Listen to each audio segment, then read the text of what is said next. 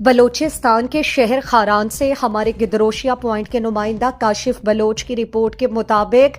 رات گئے وردیوں میں ملبوس مسلح افراد نے خاران شہر کے علاقے کلان واڈا کالونی میں واقع معروف ٹرانسپورٹر حاجی غفار بنگلزئی کے گھر میں داخل ہو کر مکمل صفایا کر دیا۔ گھر کے مقینوں کے مطابق یہ واقعہ رات تقریباً 3 بجے پیش آیا، جب مسلح افراد نے زبردستی گھر میں گھس کر لاکھوں روپے مالیت کے زیورات اور نقدی لوٹ لی۔ عینی شاہدین کے مطابق مسلح افراد تقریباً 1 گھنٹے تک گھر میں موجود رہے اور پورے گھر کی تلاشی لیتے رہے۔ یہ افراد وردیوں میں ملبوس تھے، جس سے ان کی شناخت کے بارے میں مزید سوالات اٹھتے ہیں۔ خاران میں یہ اپنی نوعیت کا چوتھا واقعہ ہے، لیکن افسوسناک امر یہ ہے کہ اب تک ایسے جرائم میں ملوث کسی ملزم کو گرفتار نہیں کیا جا سکا۔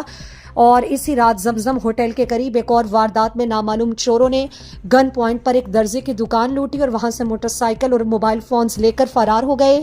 حاجی غفار کے گھر ہونے والے واقعے کے بعد پولیس موقع پر پہنچ گئی اور ابتدائی تفتیش شروع کر دی، تاہم شہریوں نے ان واقعات کے بڑھتے ہوئے تسلسل پر شدید تشویش کا اظہار کیا اور متعلقہ حکام سے مطالبہ کیا کہ مجرمان کو جلد از جلد گرفتار کر کے انصاف کے کٹہرے میں لایا جائے تاکہ شہری خود کو محفوظ محسوس کر سکیں۔